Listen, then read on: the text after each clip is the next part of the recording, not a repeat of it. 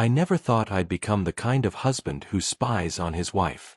For 15 years, Sarah and I had what everyone called the perfect marriage. We met in college, built our careers together, bought our dream house in the suburbs, and created a life that looked flawless from the outside. But lately, something felt different. It started with small things. Sarah would be unusually cheerful when I came home from work, almost as if she was overcompensating for something. Her phone, which used to lie carelessly on counters, was now always face down or in her purse. When I'd ask about her day, her answers became vague. "Oh, just the usual household stuff," or "nothing exciting, just cleaning." The breaking point came on a Tuesday evening in March. I arrived home earlier than expected due to a cancelled meeting, and I found Sarah in the kitchen, humming while cooking dinner. She seemed startled to see me, quickly closing her laptop and giving me an overly enthusiastic kiss. "You're home early," she said, but there was something in her voice. Relief? Nervousness? I couldn't tell. That night, lying in bed next to my sleeping wife, I made a decision that would change everything. I ordered a small, wireless security camera online. The kind that's marketed for home security but that I knew would serve a different purpose. As I clicked purchase, my heart pounded with guilt and anticipation. Was I crossing a line? Probably. But the uncertainty was eating me alive. The camera arrived 3 days later in a discreet package. It was smaller than I expected, about the size of a USB drive, and could be easily hidden anywhere in the house. The setup was simple. Download an app, connect to Wi-Fi, and I could monitor our living room from anywhere. I chose Friday to install it, knowing Sarah had her weekly book club that evening. As I positioned the tiny device behind a picture frame on our mantelpiece, my hands trembled slightly. This felt like a betrayal, but I convinced myself it was necessary. I needed to know what was happening in my own home during the 8 hours I was away at work. Little did I know that what I was about to discover would shatter not just my assumptions, but everything I thought I knew about the woman I married.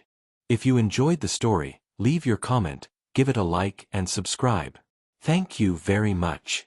Monday morning arrived with the usual routine.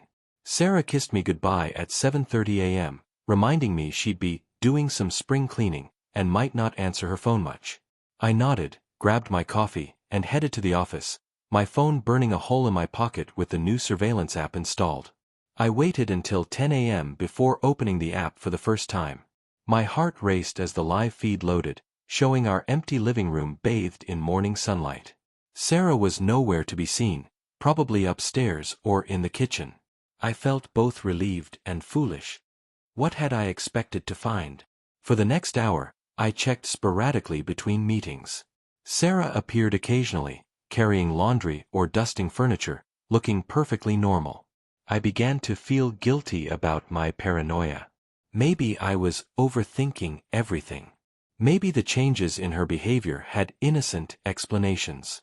But then, at 11:47 a.m., something changed. Sarah walked into the living room, but she wasn't alone. My breath caught in my throat as I watched a figure follow her, someone I couldn't quite make out from the camera angle. My hands shook as I tried to zoom in, but the resolution wasn't clear enough to identify who it was. I watched in stunned silence as Sarah and this mysterious person sat on our couch, the same couch where we watched movies every weekend. They seemed to be talking, their body language comfortable and familiar. Too familiar. The unknown person reached out and touched Sarah's arm, and she didn't pull away. Instead, she leaned closer. My mind raced with possibilities, each worse than the last. Was Sarah having an affair? How long had this been going on? Who was this person that felt comfortable enough to be in our home while I was away? I wanted to leave work immediately, to confront whatever was happening, but something held me back. I needed to see more.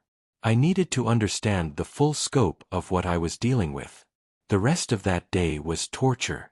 I couldn't concentrate on anything, constantly checking my phone for updates from the camera. But by the time I got home, everything appeared normal. Sarah greeted me with her usual smile, asked about my day, and served dinner as if nothing had happened. I studied her face for any signs of guilt or deception, but she seemed genuinely relaxed and happy. That night, I lay awake staring at the ceiling, replaying the footage in my mind. Tomorrow, I decided, I would watch more carefully. I would get answers, no matter how painful they might be. Tuesday's surveillance started earlier. I had barely settled into my office chair when I opened the app, determined to catch whatever was happening from the beginning. At 9:15 a.m., Sarah entered the living room, and my stomach dropped. She wasn't alone. This time, I could see more clearly. The person with her was definitely a woman. Tall, with shoulder-length brown hair, wearing casual clothes. But what shocked me wasn't the gender, it was how comfortable they seemed together. They were laughing, sharing what looked like coffee and pastries, sitting close on the couch like old friends. I watched, transfixed, as their interaction unfolded. The woman reached into a large bag and pulled out what appeared to be photo albums. Sarah's face lit up as she leaned in to look at the pictures. They spent nearly an hour going through these albums, pointing at different photos, sometimes laughing, sometimes appearing more serious. Then something happened that made my blood run cold. The woman stood up and walked toward the camera, toward the mantelpiece where I had hidden the device. For a terrifying moment, I thought she had spotted it. But instead, she picked up one of our wedding photos, the one of Sarah and me on our honeymoon in Italy. She showed it to Sarah, and I watched my wife's expression change. Her smile faded, replaced by something I couldn't quite identify. Sadness. Regret.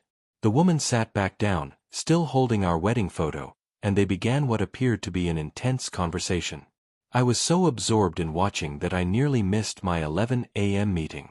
Throughout the day, I found myself making excuses to check the feed, but the living room remained empty after the mysterious woman left around noon. Sarah appeared briefly to tidy up, carefully repositioning the wedding photo exactly where it had been. When I arrived home that evening, I decided to test the waters. "How was your day?" I asked, studying Sarah's face carefully.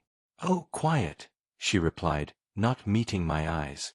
"Just did some cleaning, watched some TV. Nothing exciting." The lie hit me like a physical blow. For the first time in our marriage, Sarah had looked me directly in the eye and lied. But why? Who was this woman, and what were they discussing that required such secrecy? And why had the sight of our wedding photo seemed to upset my wife so much? That night, I made a decision that would lead me down a path I never expected. I was going to find out who this woman was, no matter what it took. Little did I know that the truth would be far more complex and surprising than any affair I had imagined. By Wednesday, I had become obsessed. I rearranged my schedule to work from home, telling my boss I needed to handle some personal matters. The irony wasn't lost on me. I was lying to my boss so I could catch my wife in her lies. I positioned myself in my home office with a clear view of both the front door and the camera feed. At 9:30 a.m., the doorbell rang. I watched through my office window as Sarah hurried to answer it, and there she was, the mysterious woman from yesterday. But this time, I could see her face clearly as she entered our home. She was probably in her early 50s, with kind eyes and a gentle smile. She carried the same large bag as before, but today she also had what looked like legal documents. My heart sank. Was Sarah planning to divorce me? Was this woman a lawyer? I crept closer to the living room, staying just out of sight but within earshot. What I heard made my world tilt on its axis. "I know this is difficult, Sarah," the woman was saying, "but you have every right to know the truth about your family." Family? What family? Sarah's parents had died in a car accident when she was 22. She had no siblings, no extended family that I knew of. It was one of the things that had drawn us together. We were both essentially alone in the world. "I still can't believe it." Sarah's voice was shaky. "All these years, I thought I was completely alone." "Your mother wanted to tell you," the woman continued, "but the circumstances, well, they were complicated. When she placed you for adoption, she made me promise that if anything ever happened to her, I would find you and explain everything." Adoption. My legs nearly gave out. Sarah was adopted? In 15 years of marriage, she had never mentioned this. But as the shock wore off, pieces began falling into place. Sarah's reluctance to talk about her childhood, her vague answers about family medical history, the way she sometimes seemed sad during holidays. "These are the letters she wrote to you," the woman said, and I heard the rustle of papers. "One for every birthday she missed. She never stopped loving you, Sarah. She never stopped hoping she'd see you again." I heard Sarah crying softly, and my heart broke for her. All this time, I thought she was betraying our marriage, when in reality, she was processing the most significant discovery of her life. But why hadn't she told me? Why was she going through this alone? "There's something else," the woman said gently. "You have a half-sister. She's been looking for you too." The silence that followed was deafening. I stood frozen in the hallway, my mind reeling. Sarah had a sister?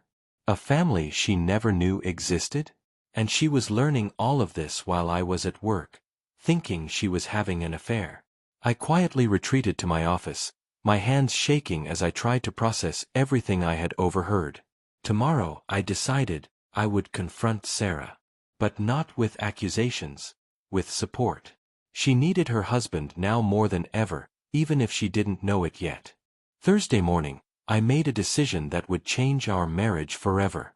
Instead of going to work, I waited until the mysterious woman arrived, then I walked into the living room. "Sarah," I said gently, "we need to talk." Both women looked up in shock. Sarah's face went pale, and I could see the panic in her eyes. "Mark, I can explain." "You don't need to explain anything," I said, sitting down across from them. "I know about the camera. I know I violated your privacy, and I'm sorry. But more importantly, I know about your adoption, about the letters, about your sister." The woman, who introduced herself as Margaret, my wife's birth mother's best friend, looked between us with understanding. "I'll give you two some privacy," she said, gathering her papers. "No, please stay," Sarah said, tears streaming down her face. "Mark, I wanted to tell you, but I didn't know how. I didn't even know if it was real." As the full story unfolded, I learned that Margaret had been searching for Sarah for over 2 years, ever since her birth mother's death from cancer. Sarah's birth mother, Elena, had been just 16 when she gave birth, forced by her family to give up the baby. She'd spent her entire life regretting that decision, writing letters to the daughter she'd never known, hoping someday to reunite. "She died believing she'd never see you again," Margaret explained. "But she made me promise to find you and give you these letters. And to tell you about Maria." Maria, Sarah's half-sister, was Elena's second daughter, born 10 years later when Elena was married and financially stable. She had grown up knowing about her older sister and had been searching for Sarah as well. "I was scared," Sarah admitted, taking my hand. "I was scared that if I told you I was adopted, you'd think differently about me. And when Margaret found me, I was overwhelmed. I didn't know how to process having a family I never knew existed." The next few hours were filled with tears, revelations, and healing. Margaret showed us photos of Elena, and the resemblance to Sarah was unmistakable. We read some of the birthday letters together, each one filled with love, regret, and hope. But the biggest surprise came when Margaret made a phone call. "Maria," she said, "I'm with your sister." 20 minutes later, a woman who looked remarkably like Sarah walked through our front door. The reunion between the sisters was something I'll never forget. Two women who had lived their entire lives feeling incomplete, finally finding the missing piece of themselves. As I watched Sarah embrace the sister she never knew she had, I realized that my paranoia and surveillance had led to something beautiful. Yes, I had violated my wife's privacy, and yes, I had jumped to the worst conclusions.